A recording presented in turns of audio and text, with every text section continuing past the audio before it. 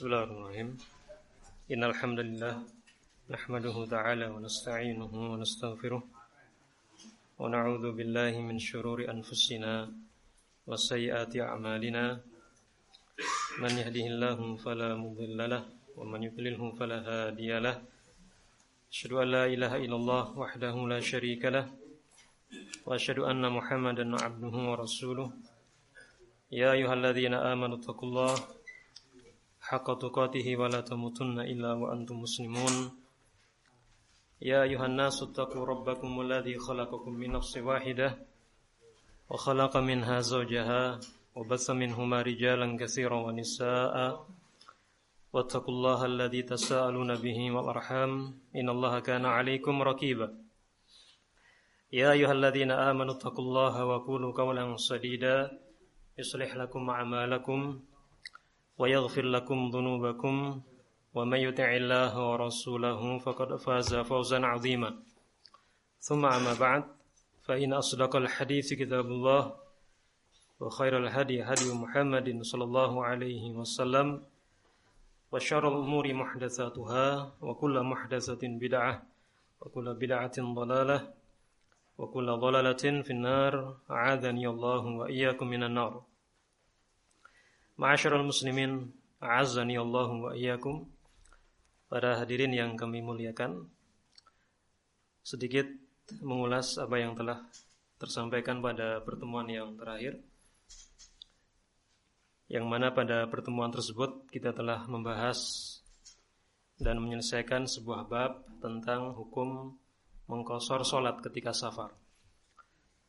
Sehingga selanjutnya insyaallah pada pertemuan malam ini kita akan berpindah kepada pembahasan berikutnya, yaitu babul Jum'ah. Sebuah bab yang menjelaskan tentang hukum seputar salat Jumat. Sebagai muqaddimah, penulis kitab ini, Syekh Abdullah Al-Bassam rahimahullah, akan menjelaskan tentang keistimewaan hari Jumat dan berbagai ibadah yang disyariatkan pada hari tersebut. Kata beliau rahimahullah dalam muqaddimahnya, Yaumul Jum'ati afdalu ayyamil usbu'. Kata beliau rahimahullah, hari Jumat adalah seutama-utamanya hari dalam satu pekan. Dari sekian hari yang ada, maka hari Jumat adalah hari yang paling afdal, hari yang paling utama. Dan hari Jumat berpredikat sebagai Sayyidul Ayyam. Hari Jumat adalah pemimpinnya seluruh hari. Bahkan Nabi SAW menegaskan dalam hadisnya bahwa hari Jumat adalah hari terbaik, hari yang paling utama. Sebagaimana beliau sampaikan dalam sebuah hadis yang sahih, khairu yaumin tala'at alaihi syamsu yaumul jum'ah. Kata beliau sallallahu alaihi wasallam, sebaik-baik hari di mana matahari terbit pada hari tersebut adalah yaumul jum'ah, hari Jumat. Fihi khuliqa Adam wa fihi udkhilal jannah wa fihi ukhrija minha wa la taqumus saa'ah illa fi yaumil jum'ah. Pada hari itulah Adam diciptakan. Pada hari itu pula Adam dimasukkan ke dalam surga dan dikeluarkan dari surga. Wa la taqumus saa'ah illa fi yaumil jum'ah. Dan hari kiamat tidak akan terjadi kecuali pada hari Jumat. Ya, subhanallah, 4 peristiwa penting disebutkan oleh Nabi Shallallahu Alaihi Wasallam secara beruntun dalam hadis ini. Ini memberikan gambaran kepada kita betapa hari Jumat adalah hari yang sangat istimewa. Waqad khassallahu bihil muslimin, dan sungguh Allah Subhanahu Wa Taala telah mengistimewakan kaum muslimin dengan hari Jumat. Wa adalla anhu man qablahum minal umam, dan Allah Subhanahu wa taala menyimpangkan menyelewengkan umat-umat sebelum mereka dari hari Jumat. Dalam pengertian Allah Subhanahu wa taala hanya memberikan keistimewaan hari Jumat kepada kaum muslimin saja, dan tidak diberikan kepada umat yang lainnya. Kalau orang-orang Yahudi, maka hari besar mereka adalah hari Sabtu. Allah Subhanahu wa taala telah menetapkan hal tersebut dalam Al-Qur'an atau hadis-hadis Nabi sallallahu alaihi wasallam. Sehingga orang-orang Yahudi dahulu pernah dilarang untuk berburu ikan pada hari Sabtu sebagai bentuk ta'zim, sebagai bentuk pemuliaan terhadap hari Sabtu. Namun kemudian mereka melakukan hilah, mereka melakukan tipu daya. Perangkap ikan dipasang, diletakkan pada hari Jumat, kemudian diambil pada hari Ahad. Mereka telah melanggar kemuliaan hari Sabtu. Demikian halnya orang-orang Nasrani. Kalau untuk mereka adalah hari Ahad, sebagaimana disebutkan oleh Nabi Shallallahu Alaihi Wasallam dalam hadisnya. Hari besar mereka adalah hari Ahad. Maka Allah Subhanahu wa taala memilih hari Jumat sebagai hari besar kaum muslimin. Karaman minhu wa fadlan ala hadhil ummah, sebagai anugerah dan karunia dari Allah Subhanahu wa taala kepada umat Islam. Sehingga di antara keistimewaan umat Islam adalah anugerah Allah Subhanahu wa taala yang sangat besar, yang sangat mulia, yaitu hari Jumat dengan sekian banyak keistimewaannya.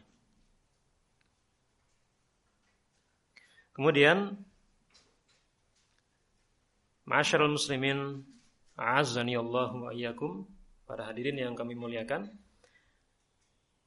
Selanjutnya muallif atau penulis rahimahullah akan menjelaskan kepada kita tentang berbagai ibadah yang disyariatkan pada hari Jumat. Walihadzal yaumi khasaisu minal ibadat, dan hari Jumat memiliki kekhususan dalam melakukan peribadatan kepada Allah Subhanahu wa taala. Ada ibadah-ibadah khusus yang Allah Subhanahu wa taala syariatkan pada hari Jumat dan tidak disyariatkan pada hari-hari yang lainnya. Wa a'dhamuha hadhihi shalah, dan yang paling agung adalah pelaksanaan sholat Jumat. Ini ibadah yang sangat identik dengan hari Jumat. Pelaksanaan sholat Jumat secara berjamaah di masjid. Allati hiya akadul furud, yang mana sholat Jumat adalah kewajiban yang sangat ditekankan dalam agama Islam. Akadul furud, kata beliau rahimahullah, sangat dianjurkan, sangat ditekankan dalam agama Islam. Sampai-sampai Allah Subhanahu wa taala menyebutkan kewajibannya dalam Al-Qur'an. Terabadikan kewajiban tersebut di dalam Al-Qur'an. Ya ayyuhalladzina amanu idza nudiya lis-salati min yaumil jum'ah fas'au ila dzikrillah wa darul bai'. Dzalikum khairul lakum in kuntum ta'lamun.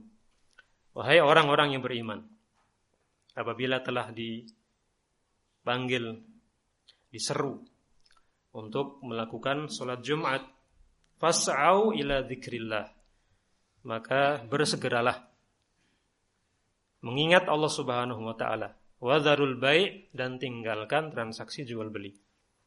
Dzalikum khairul lakum in kuntum ta'lamun. Yang demikian itu baik bagi kalian jika kalian mengetahuinya.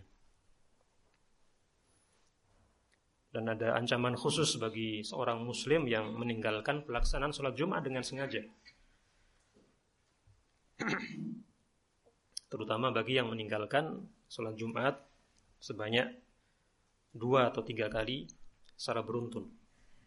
Nabi SAW memberikan ancaman yang sangat keras dalam hadisnya. Tubi'a ala qalbi, kata Nabi SAW, seseorang yang meninggalkan 3 sholat Jumat secara beruntun tanpa udzur yang syar'i, maka akan ditutup kalbunya, akan dikunci kalbunya. Na'udzubillahi min dzalik. Ini yang pertama. Kemudian ibadah berikutnya, wa kadza istihbabu qiraati suratai as-sajdah wal insan. Dan demikian halnya dianjurkan untuk membaca 2 surat, yaitu surat as-sajdah dan surat al-insan dalam pelaksanaan sholat subuh pada hari Jumat. Hukumnya sunnah atau mustahab. Dianjurkan bagi seorang imam untuk membaca surat as-sajdah pada rakaat yang pertama dan surat al-insan pada rakaat yang kedua dalam pelaksanaan sholat subuh. Namun hukumnya sebatas sunnah, tidak sampai wajib. Kalau mampu dan bisa diamalkan, maka yang demikian itu lebih afdol. Namun kalau tidak hafal dan tidak mampu, maka boleh untuk membaca surat apapun sesuai dengan hafalan.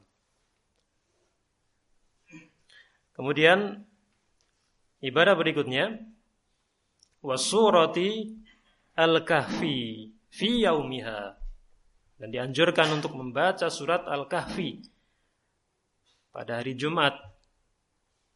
Nabi SAW menjelaskan bahwa pahalanya sangat besar. Kata beliau SAW dalam sebuah hadis yang sahih, man qara'a suratal kahfi fi yaumil jum'ah adza'a lahu minan nur ma bainal jum'atain. Beliau SAW mengatakan, yang artinya, barang siapa membaca surat Al-Kahfi pada hari Jumat, maka Allah Subhanahu wa ta'ala akan meneranginya dengan cahaya di antara 2 Jumat. Cahaya dari Allah Subhanahu wa ta'ala bagi seorang muslim yang membaca surat Al-Kahfi. Meskipun secara lahiriah tidak terlihat cahaya tersebut, namun sebagai seorang muslim yang baik tentunya kita meyakini kebenarannya.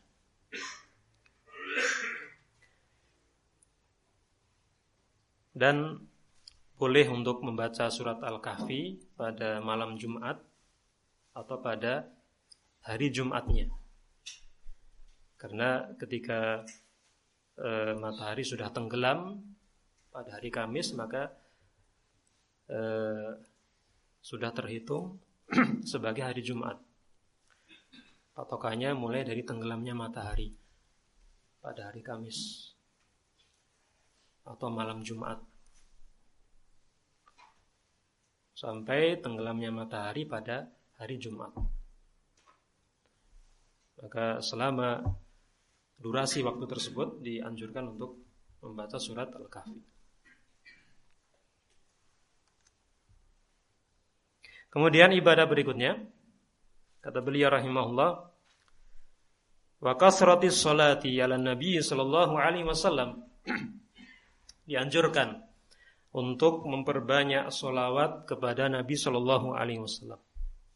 Secara umum, seorang muslim dianjurkan untuk memperbanyak sholawat kepada Nabi sallallahu alaihi wasallam kapanpun dan dimanapun dia berada. Namun pada hari Jumat, anjuran tersebut lebih ditekankan lagi. Karena ada hadis yang secara khusus menjelaskan tentang permasalahan tersebut. Kata Nabi SAW dalam sebuah hadis yang sahih, inna min afdhali ayyamikum yaumul jum'ah.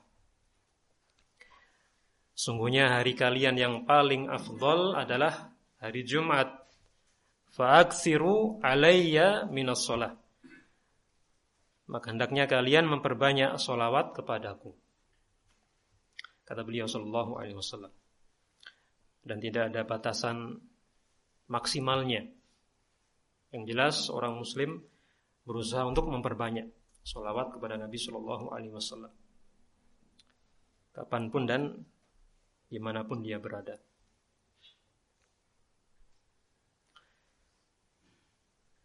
Paling tidaknya seorang muslim mengucapkan Allahumma sholli wa sallim ala Muhammad. Paling tidaknya mengucapkan doa sholawat seperti itu. Itu redaksi yang paling pendek ketika bersolawat kepada Nabi Shallallahu Alaihi Wasallam. Menghimpun antara salam dan sholawat. Allahumma sholli wa sallim ala Muhammad Sallallahu Alaihi Wasallam. Ya Allah, curahkanlah sholawat dan keselamatan kepada Nabi Sallallahu Alaihi Wasallam. Atau dengan mengucapkan misalnya alaihi salatu wassalam atau sallallahu alaihi wasallam.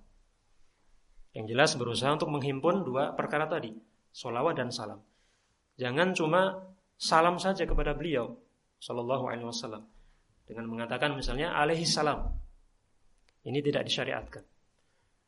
Dan telah dijelaskan oleh para ulama bahwa khusus untuk Nabi Shallallahu Alaihi Wasallam, seorang muslim hendaknya menghimpun dua perkara tadi. Kalau untuk nabi-nabi terdahulu tidak masalah. Misalnya ketika nama Nabi Ibrahim disebut, kita mengucapkan alaihi salam, tidak masalah. Namun khusus untuk beliau hendaknya menyebutkan atau mendoakan dua perkara tadi, sholawat dan salam kepada beliau Shallallahu Alaihi Wasallam. Nah, kenapa demikian? Karena Allah Subhanahu Wa Taala yang telah memerintahkan hal tersebut dalam Al-Quran. Ya ayyuhalladzina amanu sallu alaihi wa sallimu taslima. Dalam surat Al-Ahzab. Innallaha wa malaikatahu yusalluna 'alan nabi. Ya ayyuhalladzina amanu sallu alaihi wa sallimu taslima. Sesungguhnya Allah Subhanahu wa taala dan para malaikatnya bersolawat kepada Nabi. Wahai orang-orang yang beriman, sallu alaihi. Ucapkanlah sholawat kepada beliau. Wassallimu alaihi. Dan ucapkanlah salam kepada beliau Sallallahu Alaihi Wasallam. Sallu alaihi wassallimu taslima. Dan yang paling afdal adalah sholawat Ibrahimiyah. Redaksi atau lafaz sholawat yang paling afdal adalah sholawat Ibrahimiyah. Allahumma sholli ala Muhammad wa ala ali Muhammad kama shallaita ala Ibrahim wa ala ali Ibrahim innaka Hamidum Majid wa barik ala Muhammad wa ala ali Muhammad kama barakta ala Ibrahim wa ala ali Ibrahim innaka Hamidum Majid. Itu sholawat yang paling afdal dan pahalanya paling besar.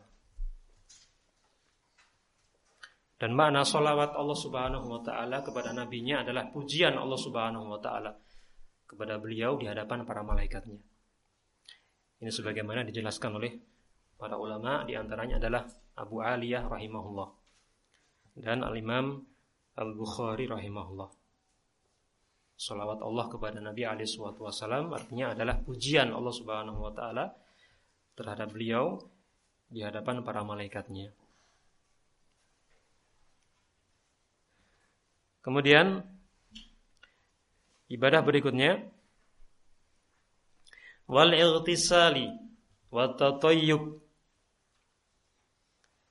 wa labsi ahsani thiyab. Disunahkan untuk mandi sebelum menghadiri pelaksanaan sholat Jumat.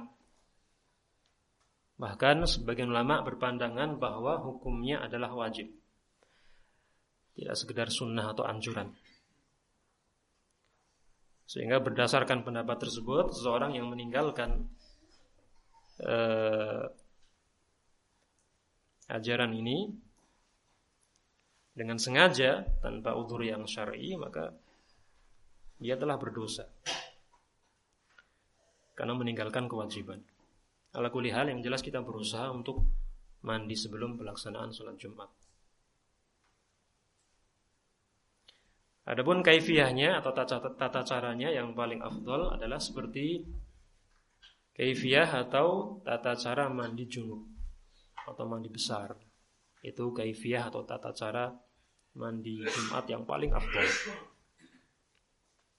Dan paling tidaknya adalah mengguyurkan air ke seluruh anggota tubuh. Itu kaifiyah atau tata cara yang paling minimal.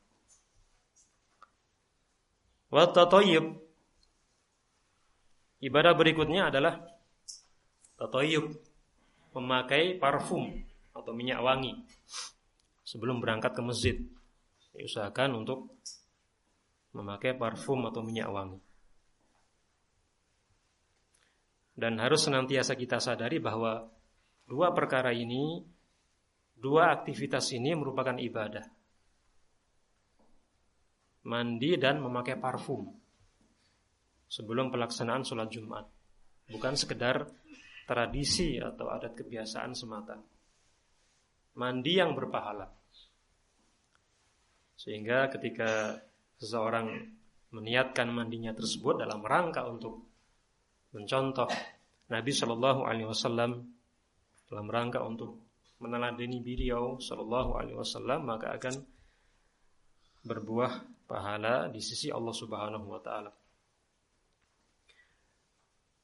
Walubsi ahsani thiyab, dan mengenakan pakaian yang terbaik, allati yaqdiru 'alaiha, yang mampu untuk diupayakan. Berusaha untuk memakai pakaian yang terbaik, pakaian yang paling bagus. Tidak harus pakaian yang berwarna putih. Memang ada sebagian ulama yang berpandangan agar disunahkan atau dianjurkan untuk memakai pakaian yang berwarna putih pada hari Jumat. Sebagian ulama berpandangan seperti itu. Namun seandainya tidak punya atau tidak ada, maka boleh memakai pakaian dengan warna apapun. Yang jelas berusaha untuk memilih pakaian yang terbaik. Wadhihabi ilaiha mubakiro. Berikutnya adalah bersegera untuk menghadiri pelaksanaan sholat Jumat di masjid. Sehingga Nabi Shallallahu Alaihi Wasallam menjelaskan kepada kita bahwa pahala kaum muslimin yang menghadiri pelaksanaan sholat Jumat itu bertingkat-tingkat. Seseorang yang datang pada waktu yang pertama, maka seolah-olah dia telah berkorban dengan seekor unta. Pada waktu yang kedua, seolah-olah dia telah berkorban dengan seekor sapi betina. Yang datang pada waktu yang ketiga, seolah-olah dia berkorban dengan seekor domba yang bertanduk. Waktu yang keempat, seolah-olah dia berkorban dengan seekor ayam. Pada waktu yang kelima, seolah-olah dia berkorban dengan sebutir telur. Itu tingkatan pahala yang paling rendah. Nah, bagaimana perhitungannya dijelaskan oleh para ulama? Perhitungan waktu-waktu tersebut mulai dari terbitnya matahari pada hari Jumat sampai masuknya imam ke masjid dibagi 5. Itu cara perhitungannya. Mulai dari terbitnya matahari sampai masuknya imam ke masjid, sampai naiknya imam ke atas mimbar. Kemudian dibagi 5. Ya.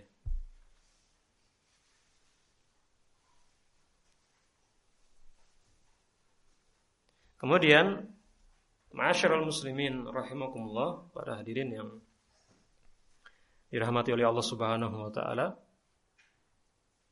Ibadah berikutnya, wal ishtighal bidzikri wad du'a ila huduril khatib.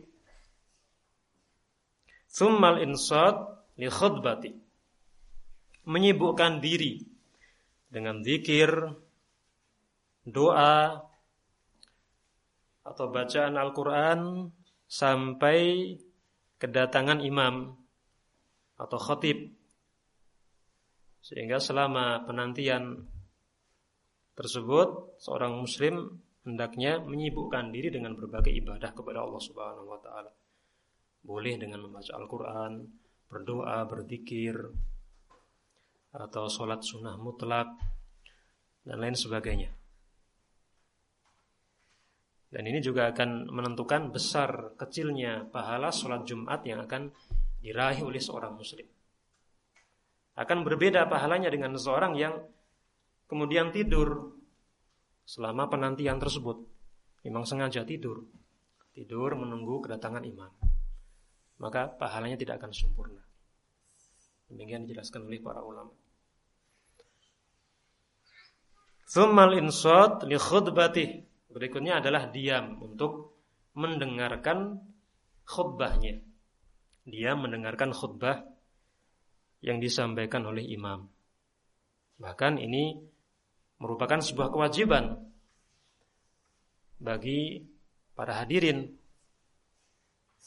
yang hendak melaksanakan sholat Jumat. Bukan sebatas anjuran. Hukumnya tidak sekedar sunnah. Karena Nabi SAW telah mengatakan dalam hadisnya, "Idza qulta li sahibika yaumal jum'ati ansit wal imamu yakhthub faqad laghauta." Kama qala sallallahu alaihi wasallam. Jika engkau mengatakan kepada temanmu, ansit, diam. Hanya sebatas mengatakan diam. Satu kalimat saja. Dan tujuannya baik. Dalam rangka untuk menegakkan amar ma'ruf dan nahi mungkar. Wal imamu yakhtub, sementara imam sedang menyampaikan khutbah. Faqad laghaut, kata beliau. Maka sungguh pahala Jumatmu telah sia-sia. Telah hilang atau sirna. Demikian dijelaskan oleh para ulama. Sehingga pelakunya hanya sebatas menggugurkan kewajiban sholat Jumat. Hanya sebatas itu. Dan tidak mendapatkan pahala sholat Jumat yang sangat besar. Lianna fi dzalika al-yaumi sa'ata istijabah. Karena sesungguhnya pada hari Jumat terdapat waktu yang mustajab untuk berdoa kepada Allah Subhanahu wa taala. La yuraddu fiha ad-da'i. Tidak akan ditolak doa seorang hamba kepada Allah Subhanahu wa taala. Ketika seorang muslim berdoa kepada Allah Subhanahu wa taala kemudian menepati waktu tersebut, maka pasti doanya akan dikabulkan oleh Allah Subhanahu wa taala. Waqad ikhtalafa fi ta'yiniha al-ulama. Dan sungguh para ulama telah berbeda pendapat tentang penentuan waktu tersebut. Ada khilaf, ada perbedaan pendapat di kalangan para ulama. Kapan waktu mustajab pada hari Jumat? Faminhum man qala, maka di antara ulama ada yang berpendapat innaha min julusil imami 'alal mimbar ilang qidha'is shalah. Ini pendapat yang pertama. Waktu tersebut dimulai dari duduknya seorang imam di atas mimbar sampai selesainya pelaksanaan sholat Jumat. Ini pendapat yang pertama. Dan berdasarkan hadis yang sahih.